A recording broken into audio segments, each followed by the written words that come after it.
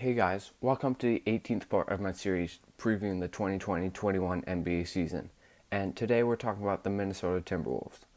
So, last season, the Minnesota Timberwolves finished with a 19-45 record, and they were the 14th best team in the West. At the trade deadline, they traded Wiggins for D'Angelo Russell, and in that deal, they had to give up their 2021 first round pick, so they don't have their first round pick this season. But the season was unfortunately derailed by injuries, mainly an injury to Karl Anthony Towns. He didn't play many games, and they weren't even invited to the bubble. But this being bad gave them the first overall pick, and that brings us to their offseason. They drafted Anthony Edwards with the first overall pick, and they also drafted Jaden McDaniels. And then this offseason, they lost James Johnson and a few other minor guys. Didn't really lose too many important players. And then they acquired Ricky Rubio, Ed Davis, and Rondae Hollis-Jefferson. And then they re-signed Malik Beasley and Juancho Hernan-Gomez. So a pretty good offseason for them, all in all. So if we look at a projected starting lineup, I think it could be Ricky Rubio, D'Angelo Russell, Anthony Edwards, Juancho Hernan-Gomez, and Karl Anthony Towns. So Rubio last season averaged 13 points, 5 rebounds, and 9 assists. And that's the first thing you notice is that he's just a really good passer. And that's something the Wolves have been lacking in recent times. And I know they got D'Angelo Russell, but he's not really much of a playmaker, or at least as good of a playmaker and passer as Ricky Rubio. And his passing is going to be huge for this team. Obviously, with a player like Towns who can't create offense from himself or can't bring the ball up, it's really good to have a guy like Rubio who can feed him, throw him post-entry passes, maybe run a bit of pick and roll, and just get Towns involved and make sure to get him the ball because he is their best player. So that's something that's going to be really good about the acquisition of Ricky Rubio. Another thing is that Rubio is a good defender and is a high IQ player, and that's important. Obviously, the Wolves aren't very good defensively, and they aren't going to be very good defensively. But at least Rubio is going to help them make them a bit better defensively.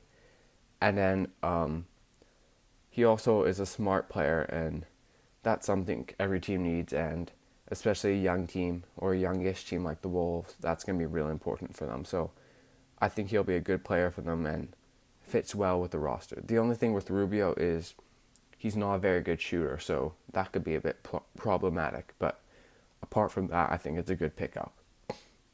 And then they have D'Angelo Russell, who averaged 22 points, 6.5 assists, and 4.5 boards with the Wolves last season. And he's just a really good offensive player. Can score on all 3 levels, can play make a bit, can really do the lot, and he's good friends with Towns. So I think that's a good acquisition. Obviously, getting rid of Wiggins' contract too in the trade, so that's a bonus for the Wolves. And he's just a really good offensive player, and it's going to help them out a lot on that end. But he isn't a very good defender, and they could be exposed a bit on that end. And you're already starting to see a trend of the Wolves not being a very good defensive team, and I think that's really going to be a problem for them. And then they have Anthony Edwards, who they drafted. It's always hard to tell how good rookies are going to be coming in, but he averaged almost 20 points a game in college. And you can see he's a good offensive player. He's good getting inside and finishing inside. And he has lots of offensive tools. And he has lots of just good attributes in general with his athleticism and his ability to score. So that's really good. And could lead to him being a very good player. But there are some concerns. Obviously, his commitment and his love of basketball and just his effort that he's going to put in. There's an interview where he said he didn't really like watching basketball, and that's pretty problematic. So I'm a bit worried about that, and I'm a bit worried about his defense, because so much of defense is effort, and if he's not giving full effort, then I doubt he'll be a very good defender. But maybe he just wasn't giving full effort in defense because it was just college, and he didn't really think it matters that. And when he gets to the NBA, he'll be a good defender. Like Ben Simmons wasn't a good defender in college, so we'll see. But some people just aren't good defenders and don't have the focus on that, and he might be that. So we'll have to see about that defensively. And then his shooting, I think he could be a good 3-point shooter. Just his shot selection is a bit worrying. Anyways, they also have Juancho Hernan-Gomez. Can give you about 13.7 boards. He's just a solid all-round player. Just pretty average defender, decent shooter, just a solid all-round player, and I think he's going to be a good player for them in the starting lineup. I don't know if he'll start, but I think he will, and he could be a solid player to pair with, obviously, their more guardish players and their center in Towns. And then they also have Towns. Last season, he was obviously disrupted by injuries, but he still averaged 26.5 points, 11 rebounds, and 4 assists, and those are just incredible stats. Towns is a tough player to gauge because he is so good offensively. Last season, he's shot 41% from 3 on 8 attempts a game, so a great shooter. He's also great scoring inside, and just I think he might be the best offensive center in the league, him or Jokic, and he's just insane on that end and virtually unguardable. But then his defense is so bad, and he just doesn't know where to be, and it's so frustrating to watch him play defense because you see such a good player and so many tools and all the athletic ability, but then he just doesn't know where to be, and his IQ on that end is not very high.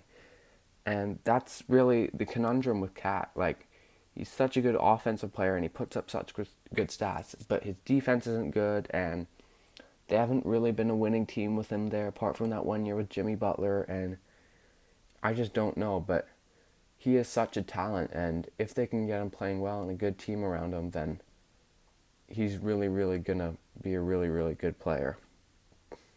Anyways, off the bench, they have Jared Culver, who was the 6th pick last season, and he had a pretty disappointing rookie season, I'm not going to lie.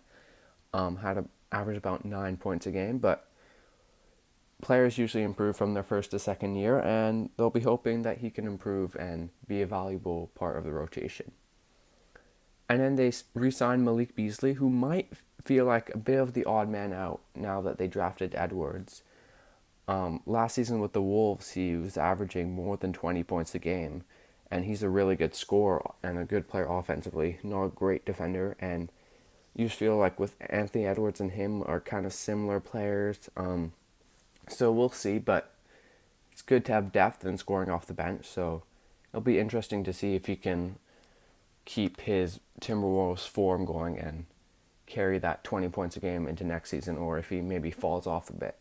That'll be interesting. They also have Josh Okogie, who averaged about 9 points last season, and he's a good defender, and this team needs defense, so hopefully they'll be hoping he can be a good player for them and at least be decent offensively with his shooting and scoring.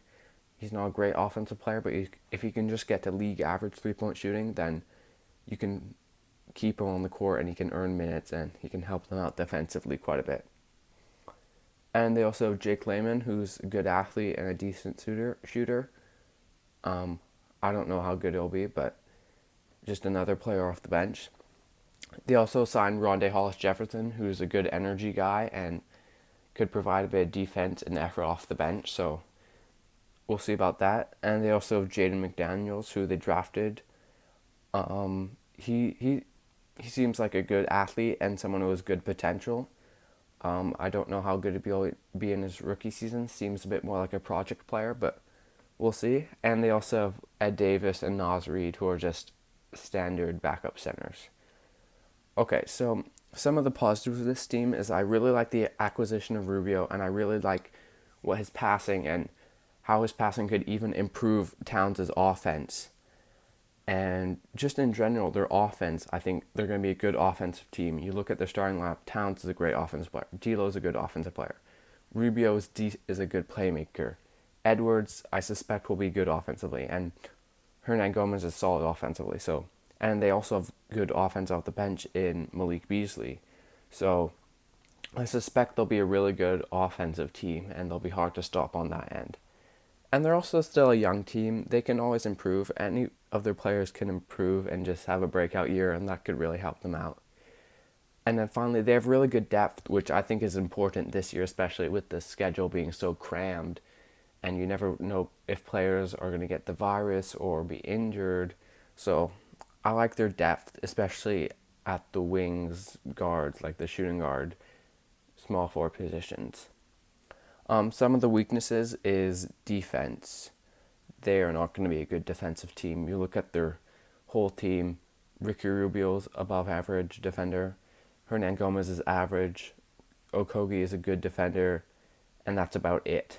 Everyone else is below average defensively, and you need to be a good defensive team to be really a good team unless your offense is just out of this world. It's why the Jazz are always a playoff team because there's always a good defensive team, and the Wolves aren't a good defensive team, and that's going to be really hard. That's going to make it really hard for them to make the playoffs, especially with the West being so stacked. So that's the huge down, like downfall of this team is they're just going to be terrible defensively, and for that reason, as well as the West being so stacked and so tough, I think they're going to be the 12th seed and miss the playoffs. Anyways, thanks for watching, guys.